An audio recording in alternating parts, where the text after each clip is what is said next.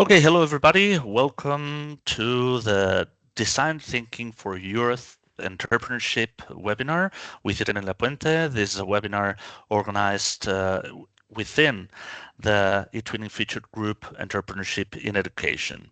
I want to thank you all for being here, but especially Irene Lapuente, who is volunteering her time and expertise to help us tackle something as interesting in education as entrepreneurship.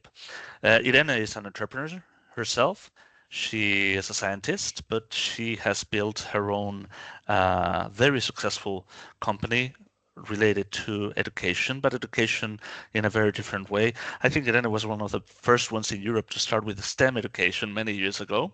And today she's going to share some of the projects and some of the ideas that she has been implementing and learning throughout the years. So, Irene, thank you very much for being here with us. Thank you for accepting this, as we say in Spanish, this marrón, this very difficult thing that I asked from you. So, thank you. Welcome. The floor is yours.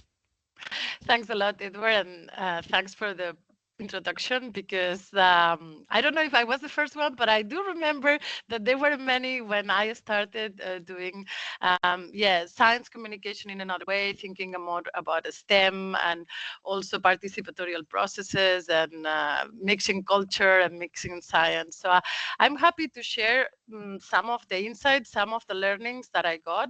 To do so, I'm going to share this presentation. I hope you'll see it well. I think so. And as Edward was saying, I'm going to present design thinking as a methodology, as a way of approaching knowledge and a way of thinking for young entrepreneurship.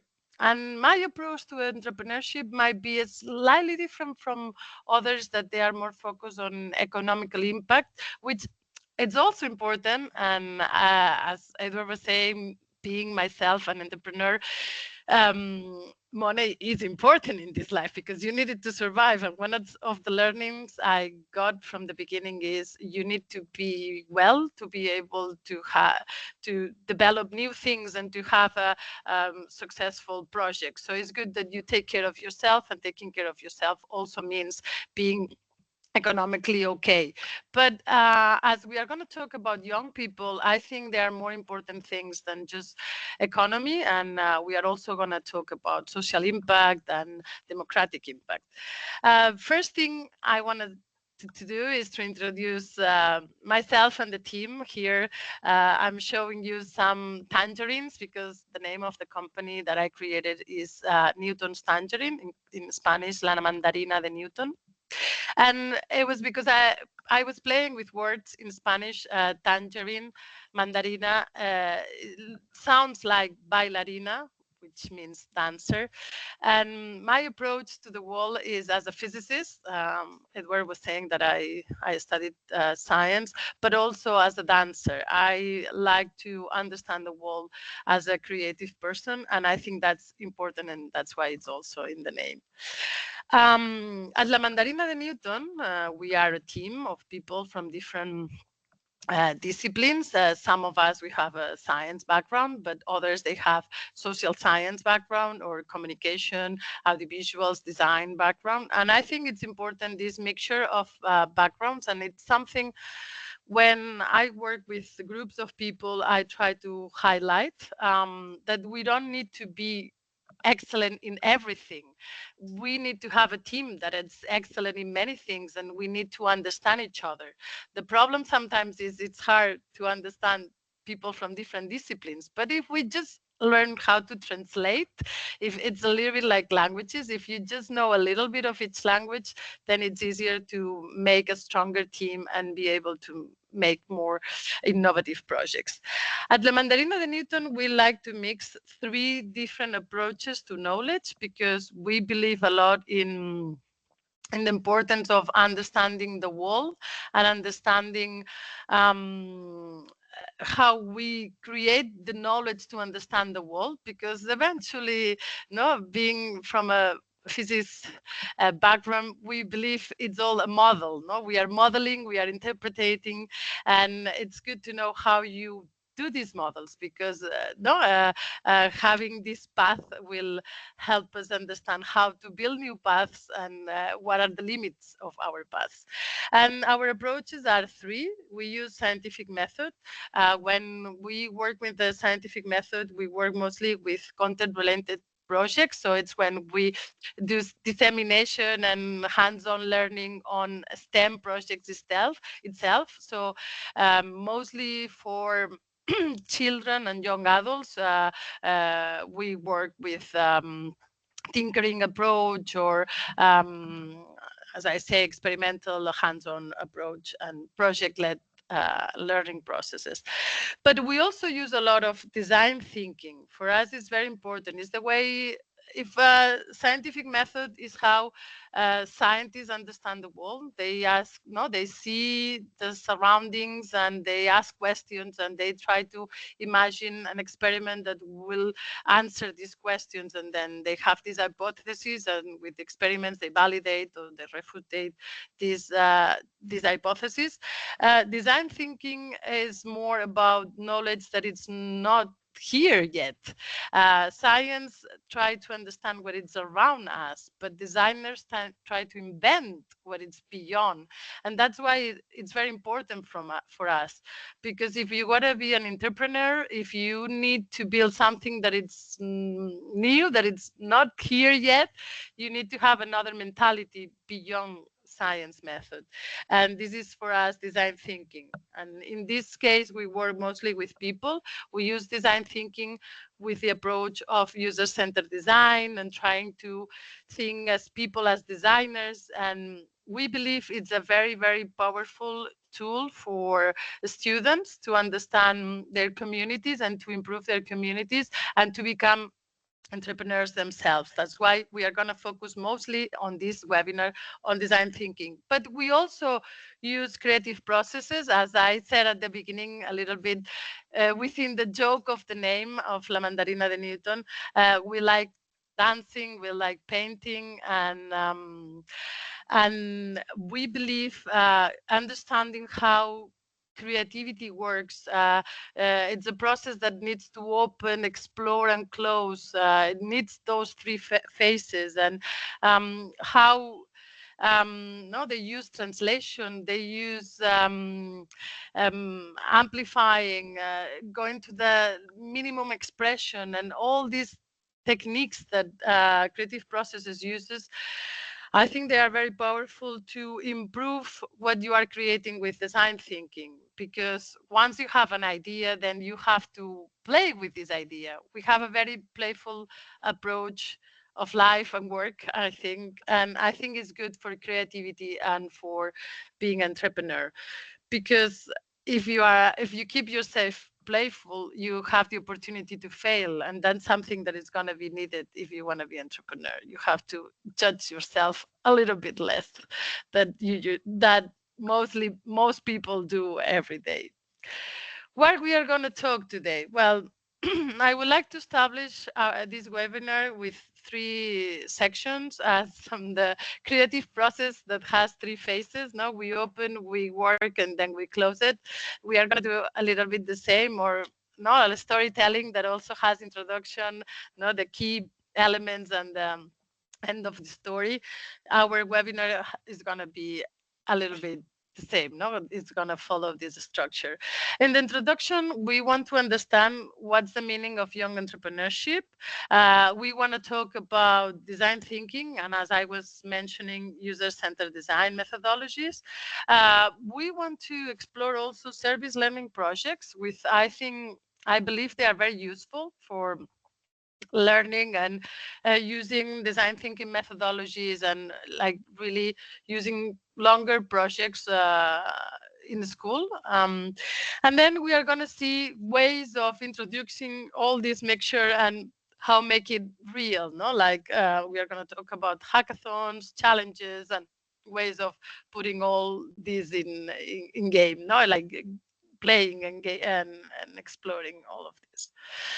After that introduction, it's going to be a long introduction. We are going to have a more hands-on or exploring part, which is we are going to talk about Explora Inventa platform. It's a platform that we created during the last 2 years, and in there you will find a lot of information, mostly in Catalan. But if we find together the funding to translate it in English, we will be very happy to translate everything in English. But at the moment, it's in Catalan, so people who don't speak Catalan, they would need some kind of translation.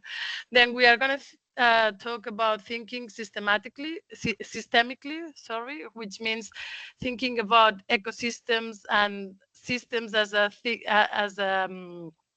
things that are not just the adding of its elements, but the connections between the elements, which is very, very important, I think.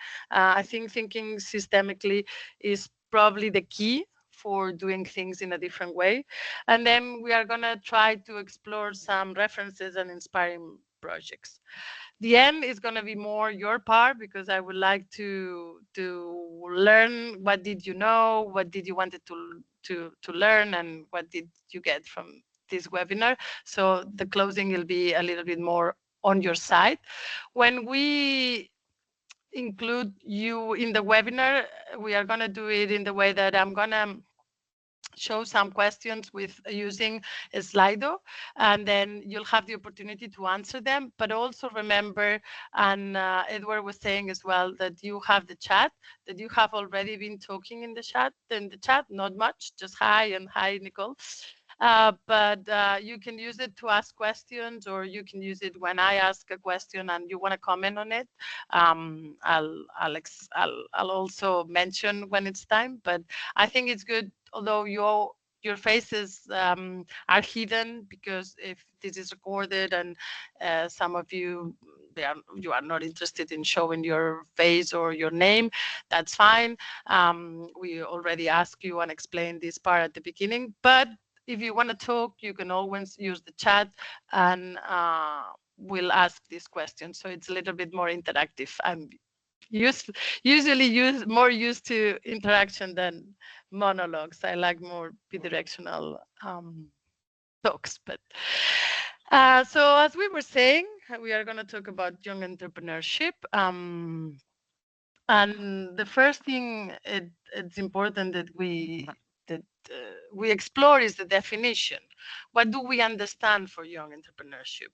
Well, it refers to the process of young individuals or teams. Sometimes when we talk about entrepreneurs, you imagine someone who is alone with his or her project, and it's like not a genius, but someone very, very different. And that's fine. There are people who are very special and they have a very special project and they go uh, doing it, and it's excellent.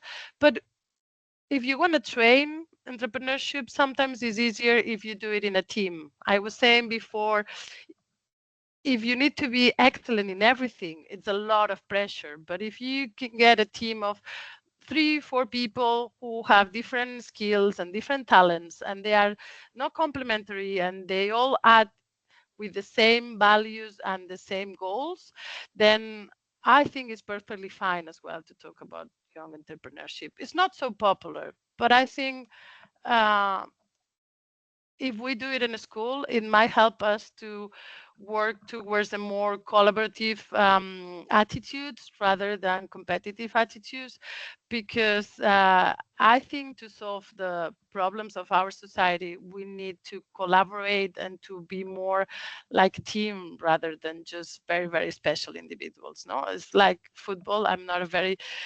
football fan myself, but I think it's a good example. No, it's there is someone who is gonna be no, the one who gets the credit for the goals, but all the team is working to get it. Usually, when we talk about young entrepreneurship, we are thinking about someone who is between their teens and the early 30s. So I can't be a young entrepreneur anymore.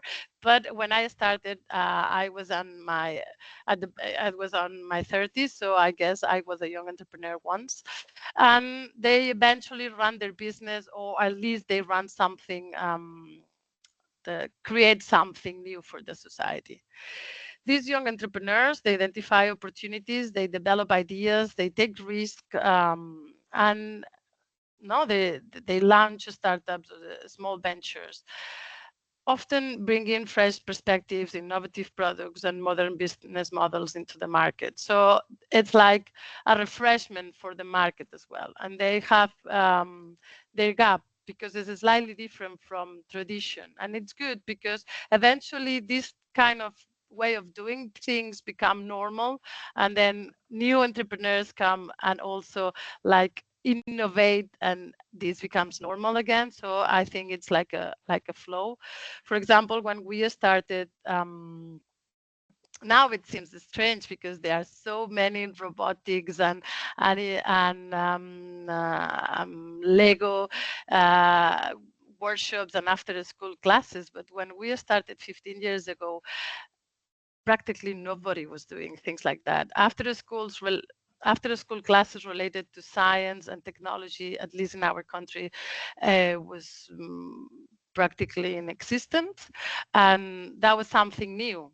We introduced it in Barcelona at the time, and now it's very, very popular. So you need to be somewhere else. And in that sense, La Mandarina has also done that. Now we are not offering this type of after school activities anymore because now it's mainstream. So we don't need to be there. No, there is a part of entrepreneurship that is also involved to looking at society, what is lacking, and going there. Once this thing is not lacking anymore, maybe you need to move. So in general terms, we understand young entrepreneurship, someone who is under 30, it has to be innovation, some kind of innovative thing. It involves tech, social media, sustainability. There is a risk involved. Before I was saying that you can't judge yourself too much because when you are an entrepreneur, you know that at one point you are going to fail. And they say, well, if you have to fail, fail fast to learn quickly, because it's more an attitude of keeping learning and changing and like being alive and being there and looking rather than doing everything excellent. It was a time that someone told me, well, excellent or perfection is no motion, because if everything is perfect, everything is in its place, it doesn't need to change anything. That's speed zero, and that's the opposite of entrepreneurship. Entrepreneurship is there is something lacking, no, like differences of pressure, and you have to go there because it's less pressure. But then the pressure changes, so you go somewhere else and you keep moving, and it's passion driven, is personal interest and social causes. You need to be very involved because it's got to be a lot of work. So it's good that you care about what you are doing.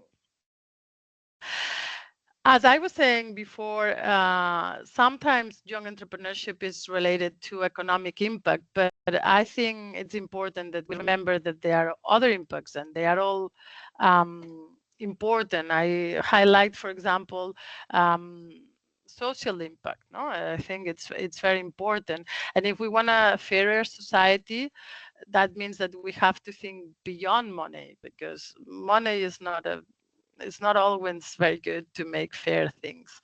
And a way of inspiring, although you can just get it at the beginning as a no as a playing material. I talk a lot about like having raw materials, playing materials, and I think it's this approach of creativity. It's like when you have clay and you have to make jar or a plate or a vase, that you have something to play with your hands. I believe a lot also in the hand moving, in the writing, in the drawing, in the sketches, or in the movement. No, you need something to start, like when you are gardening and you are you are working the land, and then you'll put the seeds. Well, a good way to start inspiring yourself might be the SDGs, the Sustainable Development Goals. There are 17, so that's a lot. I'm sure one of them resonates more with you. Like, for example, you can work on no poverty or zero hunger or good health and well-being or quality education or gender equality or clean water and sanitation or affordable and clean energy. Doesn't work on economic growth, industry, innovation and infrastructures, reducing inequalities, sustainable cities and communities. I mean, there are a lot. For example, our latest biggest project is obstetric evolution, and it tries to relate how obstetric practices influence mother's mental health after giving birth. And in that sense, we work in two of them. We work with good health and well-being, and with gender equity, no equality. So, and that's something that it moves us as it's a personal need, no, as I was saying before. Sorry, it's personal interest, and it's a social cause, for example. And you saw that I had prepared this question. I'm going to stop sharing here because now I'm going to share this Lido. We are going to practice the first question where you are going to participate. Have you ever had an idea that could make life easier, more fun, more sustainable? If it's yes, you would say yes, and if no, no. And if you want to comment, you can comment on the chat. So here to reply, you will use your mobile phone, and you will like take a picture of the QR code, and then you will have the website. And if it's not working, you can always put slido.com and then introduce the code that it's 9355756. 9355756. Someone said yes, Maria, so you can answer on the Slido. At the moment, 3 people have answered the Slido. You're a bit more, you are 22 people, so it's going to be anonymous, so don't feel shy. 4 people, 5 people. We are going to do a couple of times so you can practice now. It's a good opportunity to warm up your strategies to point with the phone and answer. Okay, 7 results.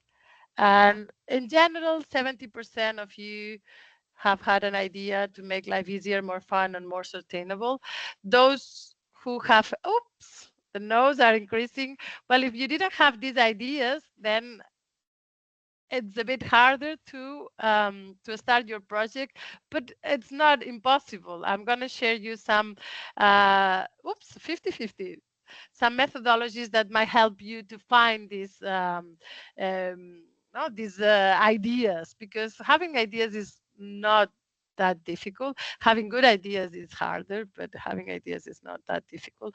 But those 6, 7 people that you had an idea to make life better, I would suggest you that that's a starting point. When you have this idea, then you can start searching how to implement it, and that's when you are gonna start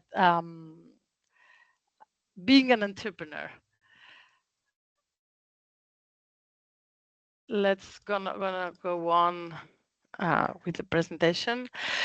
And for those who said, oh no, we didn't have any ideas, or the ones that they say yes, they can share it if they want in the chat. And the ones that they say no, well, this part of the webinar might help you, because this is going to be about, oh,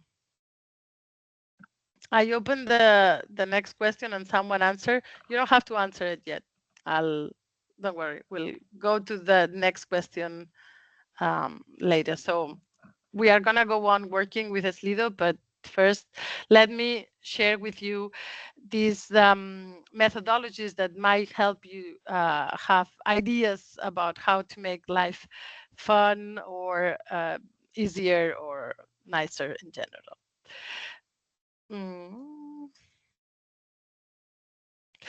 Design thinking, when you work in this paradigm, you imagine that you can design anything. You can design objects, but you can design experiences and services.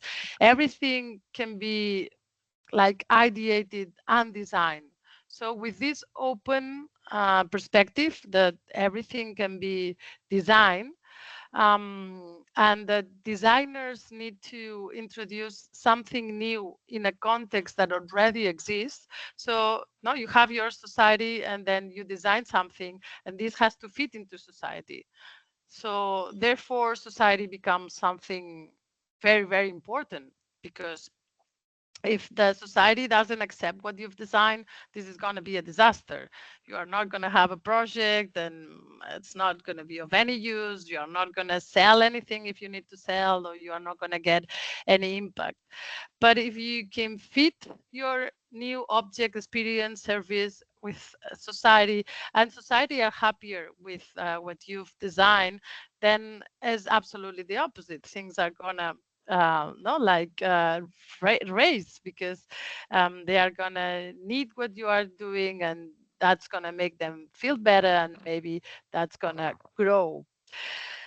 Design thinking is a methodology that helps, first of all, frame the problem, because in general we are very used to solving problems. No, at a school, math, they present us a problem with, we have these apples and these people, and we have to share how we are going to do it. Okay, is mm, no, we are going to divide these apples between the people. So we know the problem. We just have to find the solution.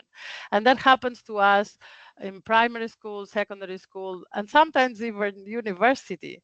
But when you go to society, I don't know if that has happened to you, but I remember when I was studying physics and all my problems, they have, no, they had like this explanation about what you were doing. You were calculating the electrons energy or wherever. And I have, well, my dad, he one of his passions is the country, and he has a small land, and this the water then that he uses to water their plants and everything.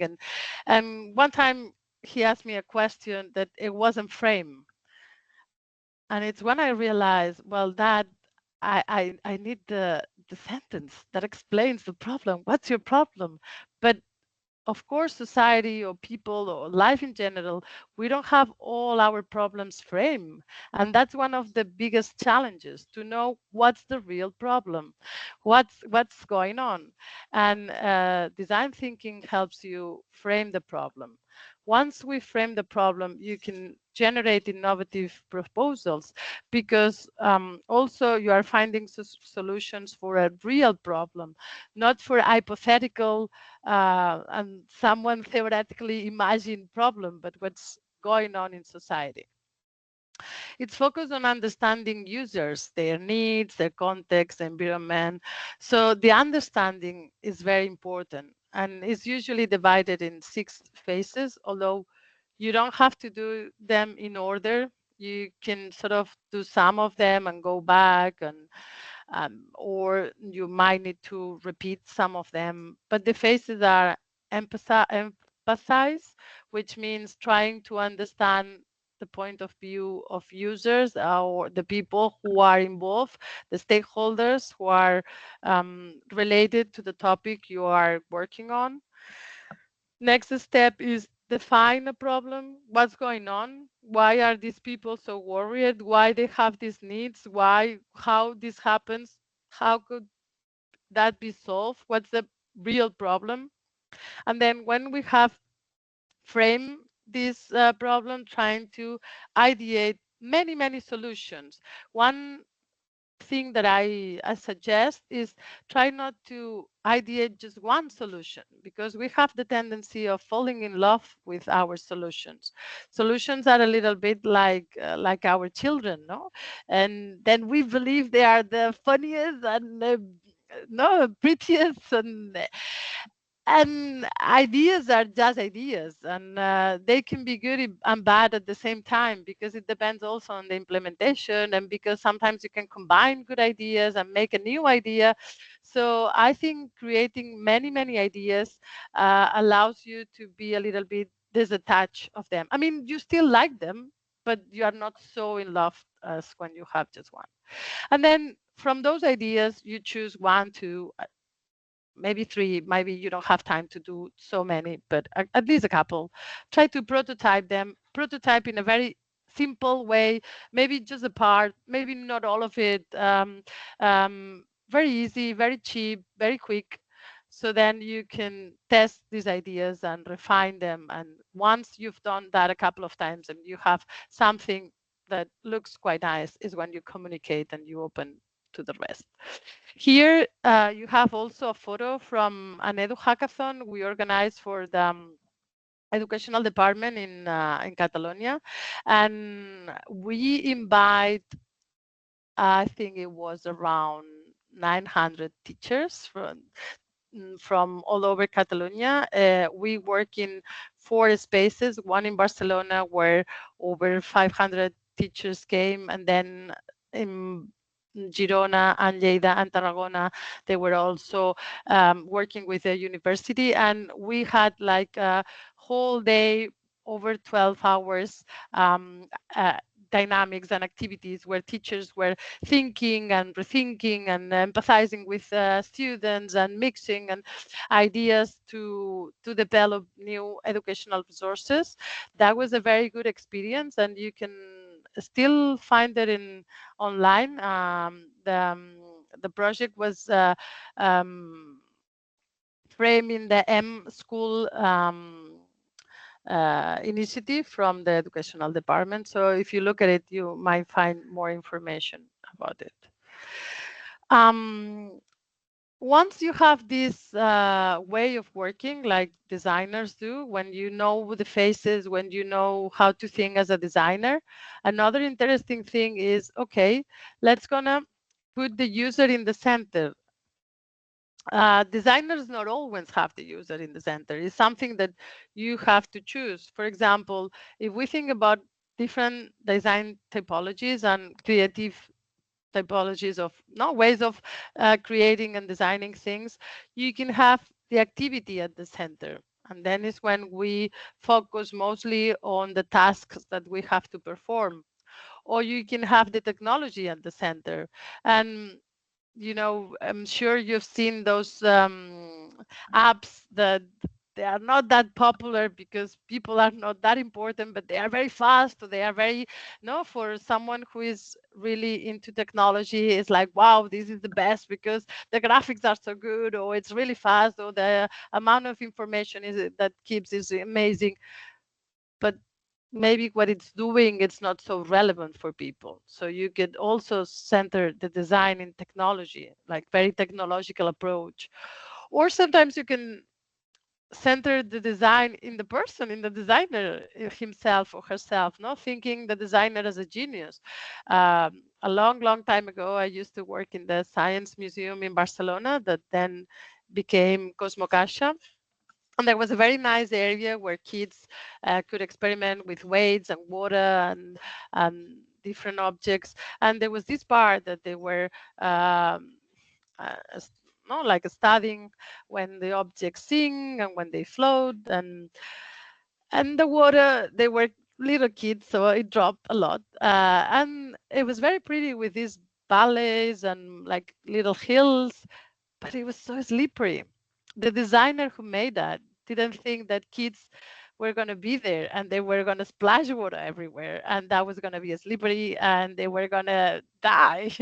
So eventually we put those carpets that they were to prevent kids from falling, but they were so ugly, and that was very sad because the place was incredibly pretty, but it was a designer centered design. It wasn't thought for the people who were going to be there, that they were children.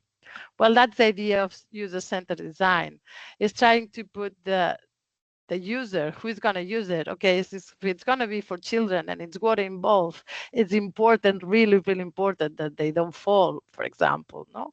Or if it's for children, you need to reach what they want, what they like, what they need to learn, no? So you have to be very near them.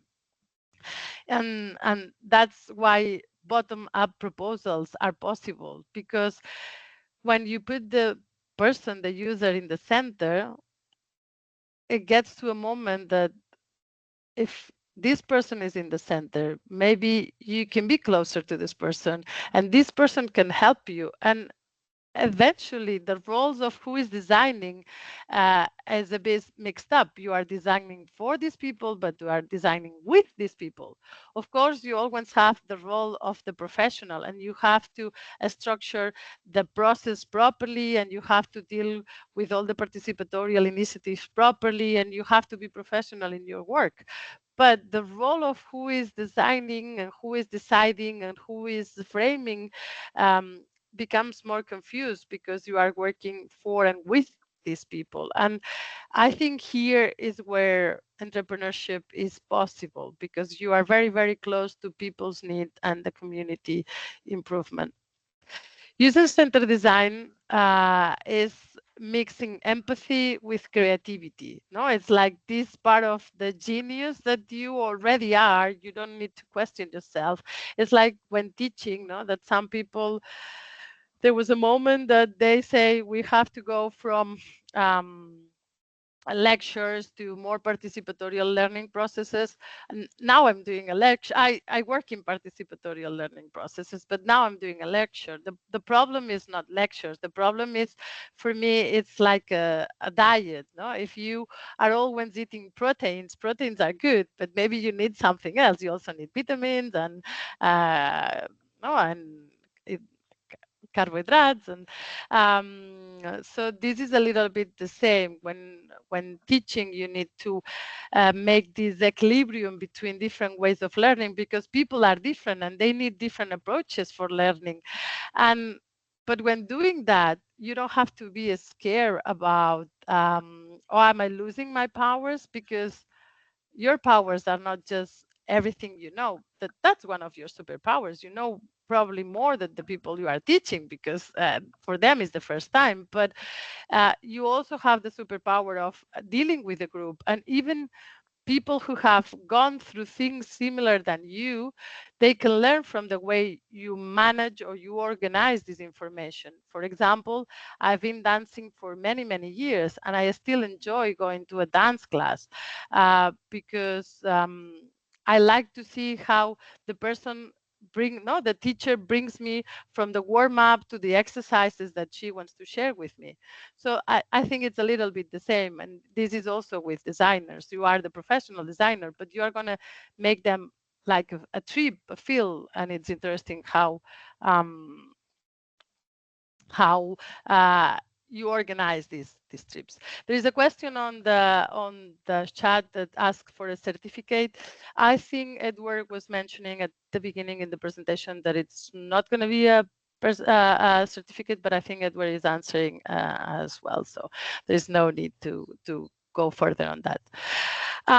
Okay, we go to another new question, talking about community and about empathizing with people around you. I propose this new question also in Slido. You can do as before. You can use your phone and scan the code, and if not, you can go to slido.com and put the code 9355756, and we have this new question. Is I know the question was the previous. Sorry. Have you ever identified a need in your community? And if you have, you can share what's the need on the chat, and then we might be able to talk a bit more.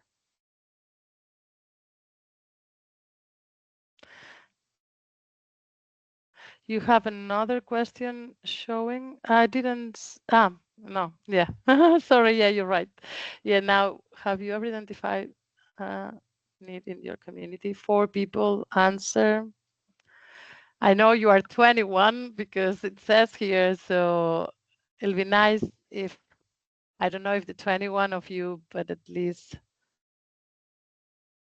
a bit more. Five. Okay. I'm gonna show the results. Mostly, yes. 80% you have identified something in your community that it can be improved or they need something. If you some have identified the way we teach English in Spain is not working. We need to teach it better.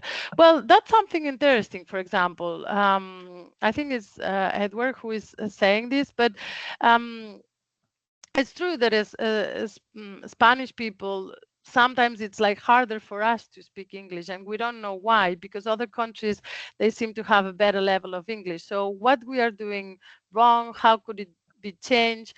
I don't know if they are the best, but or if there is the only solution. Probably there are more, but I'm sure you've seen this new brand that is called Kids and Us. Well, I'm sure they have identified this need. This is a real need in our country, and they have proposed a method that follows steps and it's gamified. Well, it's one of the proposals, but here you have a challenge that it can be addressed with an entrepreneur um, proposal. What do we do so uh, kids or youngsters in Spain they improve their level of English? And that you can try things. For example, imagine that you decide to propose your students, okay, try to see all the movies in original version, or try to, or everything we do in class is in English, or we are never ever going to use um, Spanish in the playground, or we are going to try to. So and that's the idea of prototyping fast and cheap. You can have these ideas and just try for one semester. Did you notice any change? That's the entrepreneurship attitude, no? Like, okay, I have identified something, I have some solutions, and then I try them fast and see what happens. Um, Now I'm gonna go on with the talk because I want to introduce you the service learning projects. I think they are very interesting in the sense that they mix community needs with developing a project where you learn. A service learning project is a type of educational experience where the students learn by doing. So they learn doing things. They engage in meaningful community service. So there is something that is needed in the community that is directly connected to what they are learning in the school. For example, here you see a picture of the students who used to come to La Mandarina in the after school activities. And in this case, they were doing a project on how um, Gracia neighborhood had changed. And they learned that there used to be a lot of cinemas because in the past people needed to entertain themselves, and cinemas were a really good place to do so. And new films were coming, and the culture was very alive in the Gracia neighborhood. And mostly all these cinemas had become parking spaces now. They were big parkings because they were these big spaces. Cinemas weren't that important anymore when TV came to the homes, and now cars became more important. So here you also see the path. They did all this research, and you see the path from culture to cars, which I think now we need to change that. And in reality, in Gracia, they are closing our streets to the transit, to the cars during the weekends, because there is the need to have more people in the streets and less cars in the streets. So, and this project was done by primary schools, and it was very, very cool. They made a documentary, they interviewed people, they even got to know someone who used to own a cinema and now it's a parking, etc. So service learning is learning plus helping others. Service learning projects steps when you have to work for the, you need to identify a real need. We were talking about this before. Remember that there is a thing of the real need, that what it's not hypothetical, but it's in the community. Design and carry out projects to address it. As I said with the English, you can imagine different possible solutions and try to test them, different ones. No, here they develop a documentary. They develop also like like a maqueta, but like a 3D, with 3D printing. They represented the different buildings, and they connected these buildings with information to get to know the the cultural buildings, how they had decrease or increase in the neighborhood, and they did different approaches to study this. And then it's good that you document this, so all the learning is also like absorbed and clear, because if you leave it like, oh, we did this but we don't have anything to document, then sometimes children or youngsters, they don't feel that they have learned that much. And service learning goals are to support the community, but also to develop leadership, empathy, and critical thinking in your students, and apply classroom knowledge in real world situations. Encourage, for me, active citizenships, because for me this also very related to democracy. No, you need active people and responsible people and people who want to change things. That's the question I put before. We are gonna do it very fast. I'm gonna change show, sorry, because I have to play the other. But now you have, if you wanna share, what do you think you can learn from helping others? There is one answer: empathy, and it makes stronger my own personal growth, for example. Well, I think, in my opinion, sometimes generosity is also related to your own wealth. No, sometimes when you do good things for others, that goes back to you. So, in my opinion, it's very worthy. How can I mix all of this? Well, here you have a photo of this Edu Hackathon that I was mentioning. That was the Barcelona space where we had 500 teachers. And here you see the different steps of the design thinking methodology: empathy, define, ideate, prototype. And here they were creating new educational resources. Other people are answer: you can grow, you can feed your soul, you can feel proud. Exactly. This is another Edu Hackathon, and this is higher level, because in the sense that here you have students from the engineering universities around Catalonia. This hackathon was called NGHack, and it was really cool because it was like part of their training. Some big companies propose some challenges, and then all these students, they work in teams. You see teams again, teams of between 3 to 6 people. I usually recommend teams are under 6 people, because if you have a bigger team, it's possible, but it's harder to not look like to coordinate. And less than 3 people is possible, but it's also hard that you get fresh ideas. So here, as I said, big companies were proposing challenges, and all these students from engineering disciplines, different disciplines of engineering, they were trying to solve it, and then they present their solutions, and there is a prize for the 3 best solutions that the companies consider. I think is a really good opportunity. Some students, they come 1 year after the other, because they learn a lot also to be more involved with reality. No? Sometimes university, it's not always, but it's a little bit far away from reality, and that helps them to be more in contact with reality. Educathons is a collaborative, time-bound event that brings together students, educators, developers, designers, the people you want to mix. And here, I think different backgrounds are always welcome to co-create innovative solutions for challenges in education, or for other types of challenges, and there is educational or learning experience in the middle. This type of events are problem framing and problem solving events, and they are team based and collaborative, as I was mentioning before. There is also the possibility of using challenges. Challenges, if a hackathon is like 12 hours, 24 hours, it's a very intense event.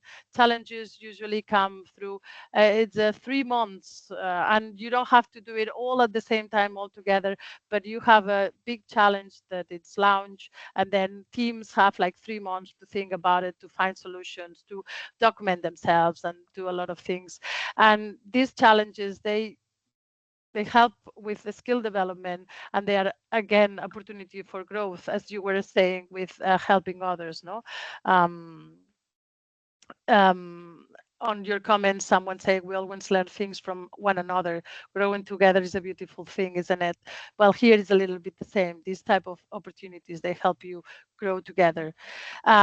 Usually these challenges, they are a structured competition. And in this case, usually you have a clear goal or problem. So you are more focused on problem solving, but it still is interesting because it's team-based and you work in design, education, and STEAM. And then you have, as I was mentioning, service learning within the curriculum, no? Like introducing service learning projects in the curriculum, like promoting young entrepreneurship through these service learning projects that impact on the real world business no skills and community. And the idea is to foster your students to become change makers, that they can see something in their community that needs to be improved and they can improve it. This will help them with the skill development, opportunities of growth again, and connections with reality. And here they work a lot on problem framing and problem solving, and they work with real needs.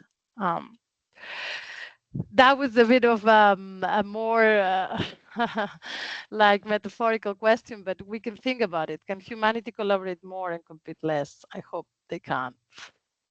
Uh, as I said before, we have developed this platform, Explora Inventa.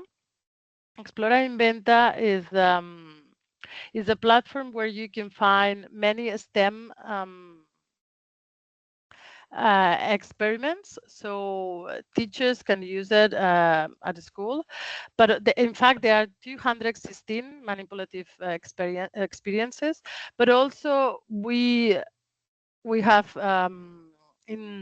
introduced some design thinking activities through videos. I'm going to stop sharing the presentation and I'm going to share the website itself.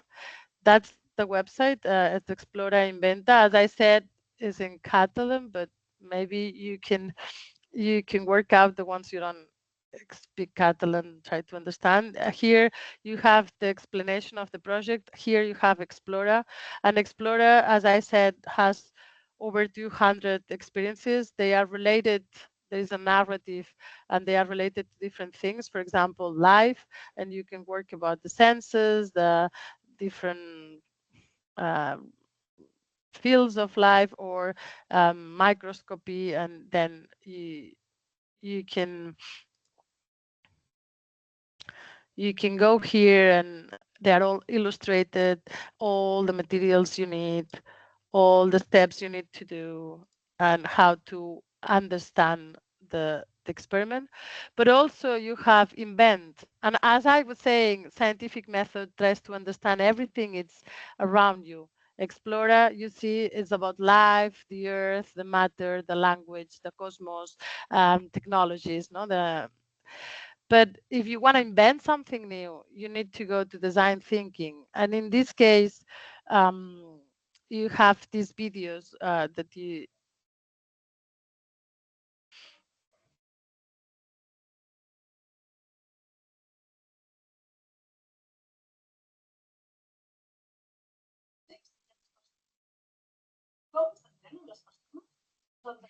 you can watch them and you can follow the steps, and it helps you to know how to structure a design thinking project at school. And then on the top of the video, you also have explain, no, with the same, with all the points, your steps you have to follow, and images and all, how you can use this. And then you also have like the templates if you want to use the templates because you need to do a brainwriting like this case, then you have a template for brainwriting. So I think it's a very good tool. And Edward was saying that you have a long presentation, and I thought, no, I'll be fine in 1 hour. But he was right, because I also wanted to talk, and I have 3 minutes left, and I also wanted that you could I ask some questions, but I also wanted to introduce, at least in 1 minute, thinking systematically and process based. Uh, because I think it's important that you remember or remind that it's curiosity and creativity, that is passion and persistence, that it's learning, always having an attitude of learning and taking risks, it's problem framing, it's problem solving, it's all these things that is going to help entrepreneurship, adapting and being open, I think, to what's happening. Um, the steps to train, they follow more or less the same as design thinking: identifying problems, simple idea, research your market, start small, try, test, learn as you go, find support. And just very quickly, there are many inspiring projects, like, for example, these ones that I'm introducing. For example, in Spain, they were counting the food that it was wasting in our cafeterias, no? So from there, you can have a project. What do we do with the food that we waste? What can we do?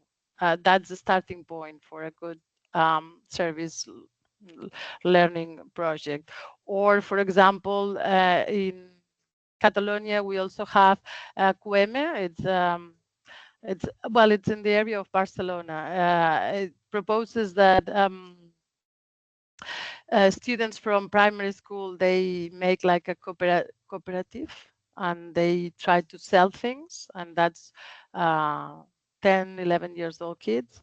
Or it was a project called Nature and the City that we proposed to find like using design thinking, and students who were in the fourth of ESO, so secondary school, they try to improve something in their community, and very good projects came out of here. I'm sorry that I don't have time to explain, but if someone writes to us, I'm no problem explaining it.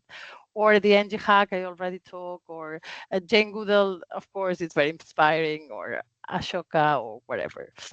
So 0 minutes.